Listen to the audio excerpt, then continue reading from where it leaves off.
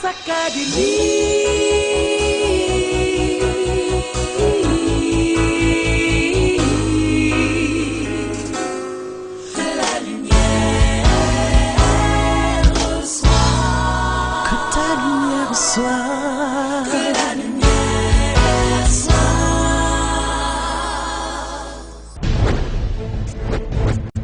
ne suis pas de ceux qui prêchent un évangile de malheur.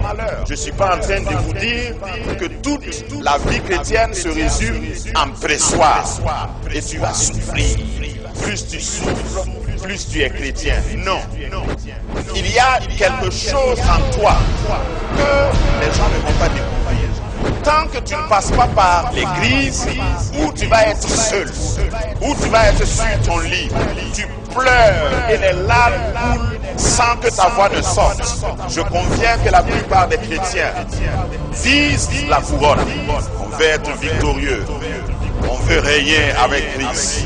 Mais avant de t'asseoir dans les lieux célestes, avant de prier, avant de s'asseoir sur son trône, avant de prendre autorité, domination sur toute la terre, est-ce que tu te rends compte que pour pouvoir effectivement manifester ton règne en tant que fils de Dieu, tu dois pouvoir passer le test de la crise, de la croix, avant de recevoir ta couronne.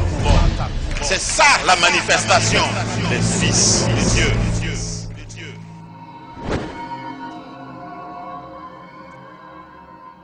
Ceux qui ont des yeux spirituels, ceux qui font attention à ce que Dieu fait, à ce qu'il dit, qui correspond à des temps, à des saisons, savent que nous traversons une saison ou vivons une saison où Dieu est en train d'ôter les obstacles, de déchirer les voiles, de libérer les captifs. Parce que le thème du règne de Dieu, j'ai déjà dit que c'est pas Dieu qui va descendre régner, mais il t'a établi pour que tu règnes, tu le représentes. Tu es comme un ambassadeur. Donc, que ton règne vienne, parle de toi, qui va t'asseoir sur le trône. C'est pourquoi il y a une couronne qui est accrochée à gauche du trône, c'est ta couronne. Pour que tu puisses t'installer, parce que Dieu veut t'introniser dans ton domaine d'activité, dans ta sphère d'occupation, dans le lieu où tu es né, là où tu travailles, dans ton domaine, il faut que tu sois le meilleur. C'est ça, régner. Que ton règne vienne veut dire que le fait que Dieu dise que tu seras la tête et non la queue, c'est que dans ton domaine, si tu es menuisier, tu dois être le roi des menuisiers. Si tu es chauffeur, tu dois être le roi des chauffeurs. Tu dois t'imposer. C'est ça, régner. Et c'est rattaché à Genèse 1,26 qui dit, Dieu plaça l'homme, il l'a créé à son image, et il a dit de dominer sur tout ce qui vit. Tu es un dominateur, une dominatrice sur la terre. Mais pour que tu puisses dominer, il faut d'abord que le voile soit déchiré, que tu aies accès, libre accès au trône de Dieu, à la présence de Dieu. Nous avons déjà fini avec ça. Il faut que tu puisses briser aussi les cycles. Tout ce qui est cycle infernal, tout ce qui se répète de manière cyclique et négative dans ta vie, il faut que cela soit brisé. C'est ce que nous avons dit dimanche dernier. Et ce dimanche, nous allons commencer une série qui va peut-être durer 3 dimanches. Nous voulons parler des jougs. Le rideau doit être brisé, les cycles doivent être brisés, les jougs aussi. Dis avec moi, les jougs doivent être brisés.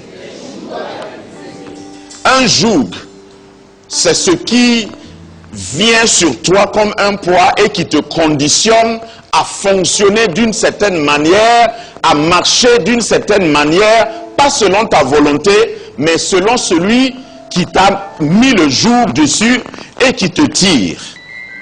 Le joug, tout joug, doit être brisé. Ésaïe 10, 24. Voici ce que l'Éternel déclare. Cependant, Ainsi parle le Seigneur, l'Éternel des armées, à mon peuple qui habite en Sion. Ne crains pas l'Assyrien. L'Assyrien, c'est un peuple que Dieu avait pris pour corriger Israël. Amen. Je ne vais pas rentrer dans les détails. Ne crains pas l'Assyrien. Il te frappe de la verge et il lève son bâton sur toi comme faisaient les Égyptiens. Mais encore un peu, dis encore un peu. Encore un peu de temps et le châtiment cessera. Puis ma colère se tournera contre lui pour l'anéantir. L'Éternel des armées agitera le fouet contre lui, comme il frappa Madian au rocher d'Horeb. Et de même qu'il leva son bâton sur la mer, il le lèvera encore comme en Égypte. En ce jour, son fardeau sera ôté de dessus ton épaule et son joug de dessus ton cou. Et la graisse, ça c'est une mauvaise traduction. Hein? La bonne traduction dit l'huile, l'onction. L'onction, dis avec moi l'onction, fera éclater le joug. Dis avec moi l'onction, fera éclater le joug. Seigneur, c'est ce à quoi nous nous attendons ce matin, que tout joug soit brisé. Tu ne parles pas en vain. Seigneur, nous voulons que au milieu de nous, tout Assyrien soit identifié. Tout esclavagiste, tout dominateur des frères, tout accusateur des frères, soit identifié par ton trône. Tu as dit qu'en ce jour, tu as dit en ce jour, et ce jour c'est aujourd'hui, que quelqu'un soit libéré entièrement.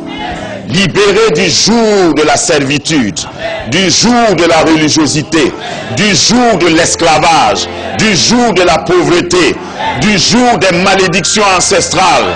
Seigneur, fais-le. Toi seul peux le faire. Un homme ne peut pas le faire. Alors nous nous disposons à toi. Nous te donnons libre cours, libre accès dans cette salle.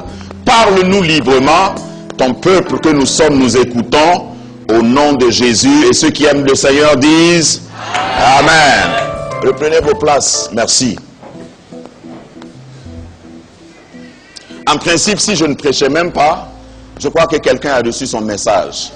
La volonté de Dieu pour toi n'a jamais été que tu sois sous un joug. Dans le contexte, après que Israël ait commis un certain nombre de péchés, se soit égaré, Dieu a permis. Dis avec moi, Dieu a permis. C'est-à-dire, Dieu permet souvent que les épreuves arrivent. Dieu permet souvent que tu sois éprouvé pour te corriger. Mais je suis content de t'annoncer que sa colère ne dure qu'un instant. Même lorsque Dieu permet que l'épreuve arrive dans ta vie pour te corriger, à un moment donné, il met fin à cette épreuve. Il dit, ça suffit. Maintenant, c'est assez.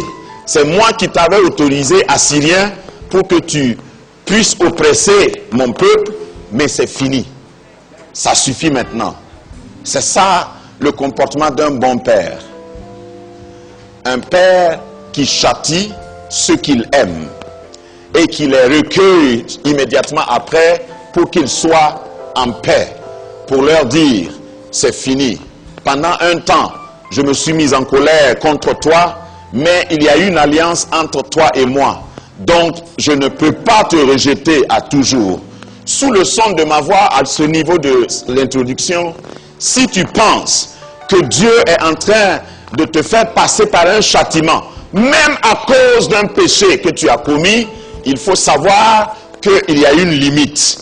Si tu es docile, si tu acceptes cette correction, Dieu vient à un moment donné, il dit, bon, ce jour est arrivé, où je vais montrer à tous ceux qui se moquaient de toi, tous ceux qui t'accusaient, tous ceux qui disaient que c'est bien fait pour lui, ou bien vous n'avez jamais entendu ça. Vous traversez une épreuve et quelqu'un passe à côté de vous et dit, ah, en tout cas ça là, c'est pas pour rien. Nous les hommes, nous aimons souvent nous accuser. Et il y a des gens, lorsque tu vas même dire, prie pour moi parce que ça ne va pas, ils vont dire, c'est toi qui as cherché. Nous-mêmes, on savait que ça allait arriver. Ton malin là, c'est trop. Dieu t'a arrêté. Il faut subir ça.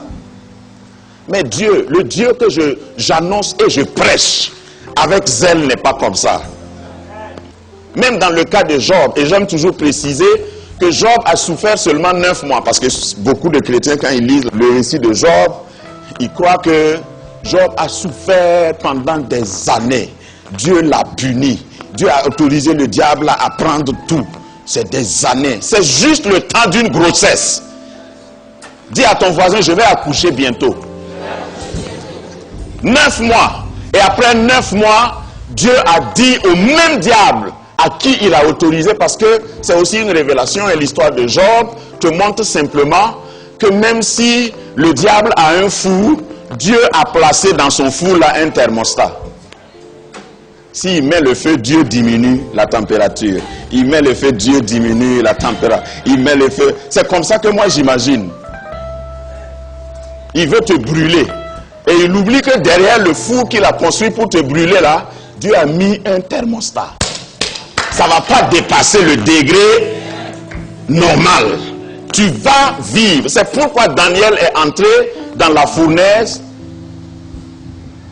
et il a tenu un concert de louange au Seigneur.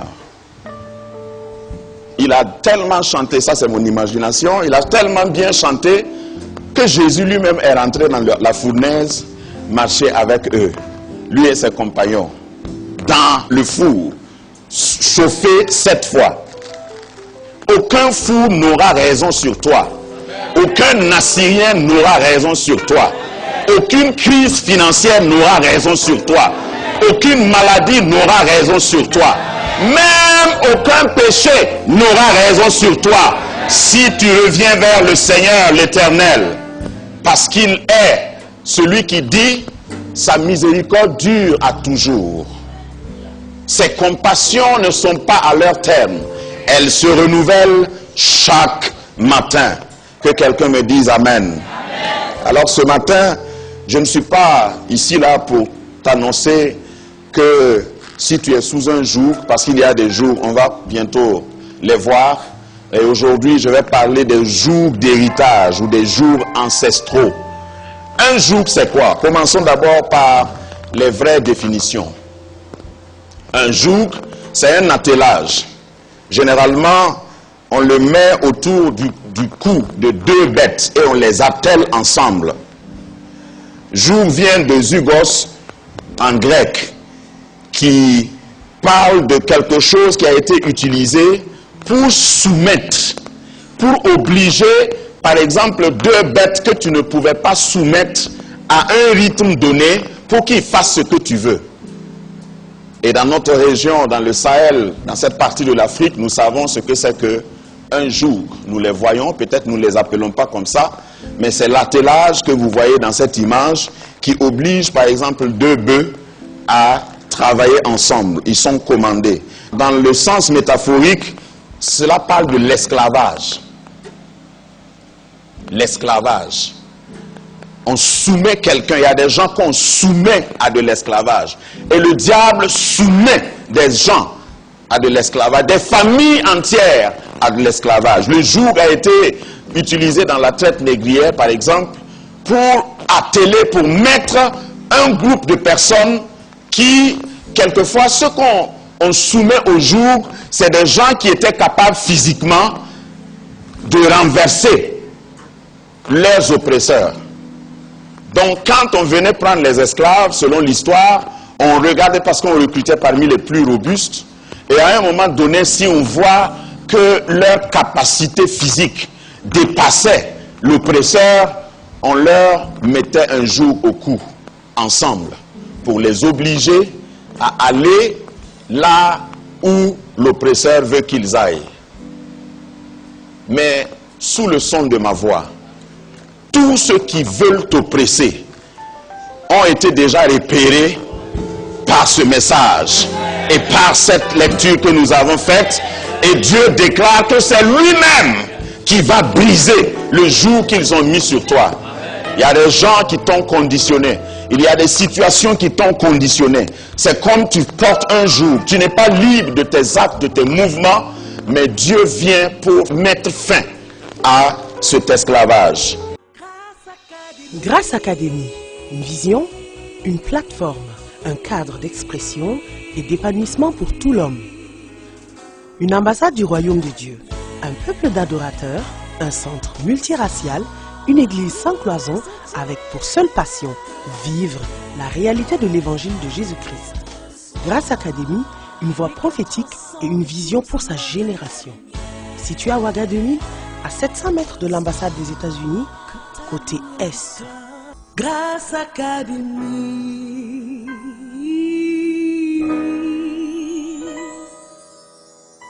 Je continue la définition. Dans l'usage, dans l'armée romaine antique, le joug, lorsque deux armées se battaient et une remportait la victoire, aujourd'hui on parle d'otages ou bien on parle de prisonniers de guerre.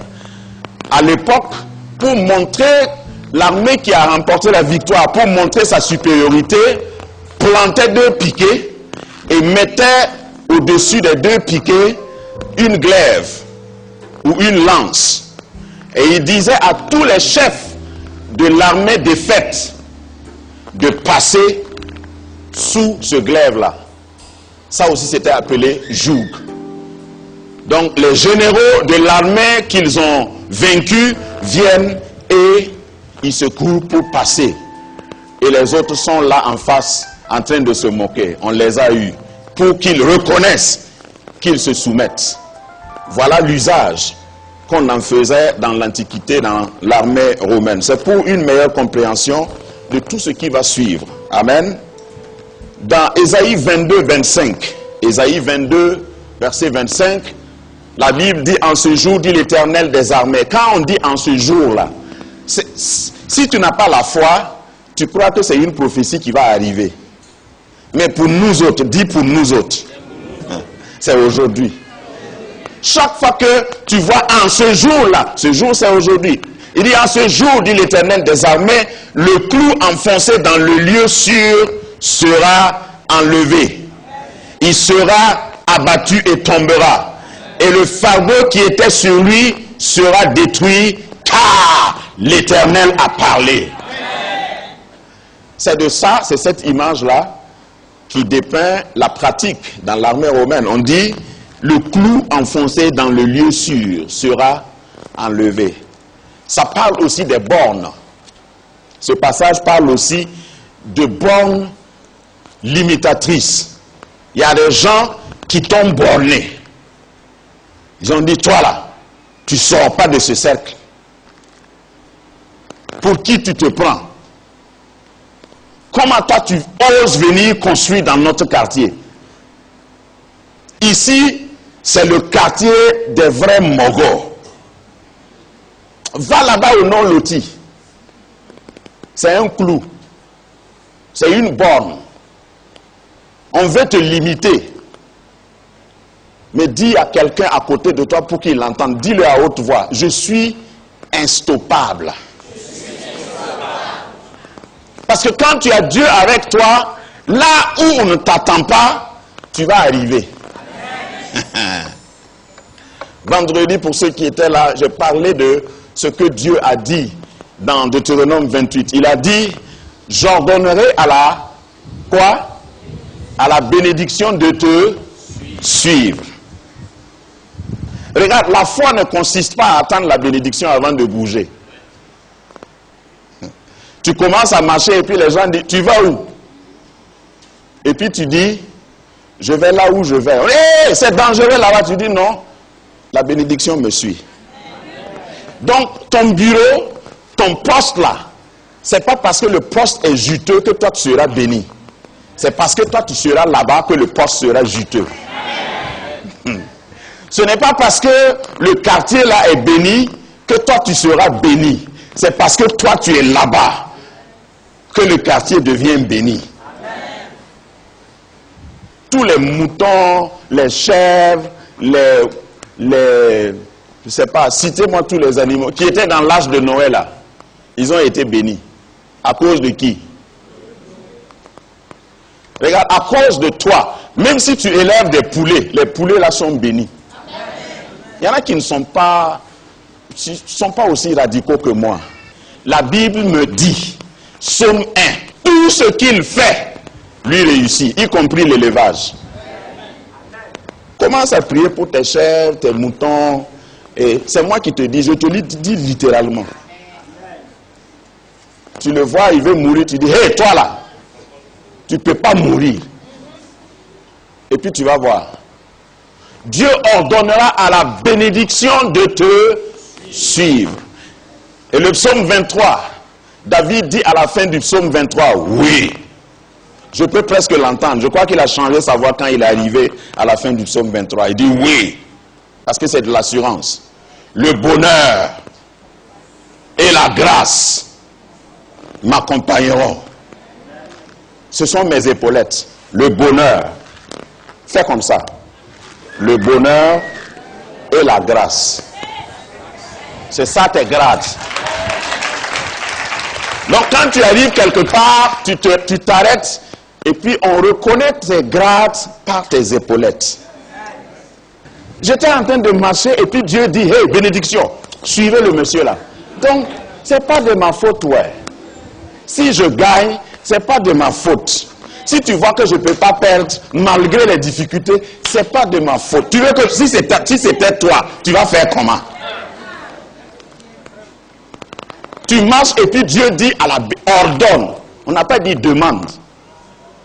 Regarde. Certains d'entre nous, la bénédiction regarde notre tête là et hésite. Parce qu'on dit, toi tu ne ressembles même pas à un riche. Et puis ton nom là, ton nom de famille là, ça ne rime à rien.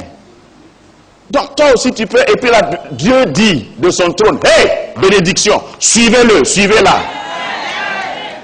C'est pas, la bénédiction ne choisit pas selon les têtes, selon les... Ou bien vous ne savez pas qu'il y a des noms qui sont richables. Hein? Il y a certains noms, quand vous dites, les gens ne doutent pas. Donc souvent, ta condition, tes circonstances, là où tu es né, la bénédiction même hésite. Tu dis, hey, est-ce que lui là, il est éligible? C'est là où Dieu dit, j'ordonne à la bénédiction de te suivre. Mais pour que cela soit possible, il y a des jougs qu'il faut briser. Il faut briser certains jougs parce que justement l'ennemi ne veut pas que tu règnes. Il ne veut pas que tu accèdes à ton trône. Il ne veut pas que tu aies du succès. Il ne veut pas que tu laisses un héritage à tes enfants. Mais c'est trop tard. Dis avec moi, c'est trop tard. Continuons de parler du jour, parce qu'aujourd'hui, ça va être essentiellement l'introduction et vers la fin, je vais faire une application. Dans Matthieu 11, 29, Jésus dit, « Prenez mon joug sur vous et recevez mes instructions, car je suis doux et humble de cœur, et vous trouverez du repos pour vos âmes. » Dans le concept juif, quand Jésus disait ça, j'ai entendu beaucoup de commentaires, des prédicateurs. Souvent, on interprète la Bible en ignorant toutes les règles d'exégèse. Mais il ne faut pas oublier que la Bible est dans un contexte culturel donné. Le jour où Jésus parlait de ça, tous ceux qui l'écoutaient savaient de quoi il parlait. Ils avaient l'image du bœuf qui devait tirer un fardeau. Les auditeurs, les premiers auditeurs de Jésus avaient cette image. Un seul bœuf qui doit tirer par exemple une charrette, un chargement. C'est difficile. Et puis on vient mettre un deuxième bœuf. Ça devient quoi? Quand on veut mesurer la puissance des véhicules, on parle de quoi? Chevaux. Le nombre de chevaux équivaudra au nombre de puissance, à la quantité de puissance qui va équivaloir à la capacité de traction. Est-ce que tout le monde me suit? Donc quand Jésus dit prenez sur vous mon joug, il veut dire appelez-moi, faites-moi venir vers vous. Je vais vous aider à porter votre fardeau. Parce que le joug, c'est toujours pour deux animaux. Et l'oppresseur te met tellement de chargement que ça dépasse ta capacité. Invite Jésus. J'ai entendu des gens dire, ouais, Jésus dit, prenez sur vous son joug. C'est-à-dire que quand il va vous charger,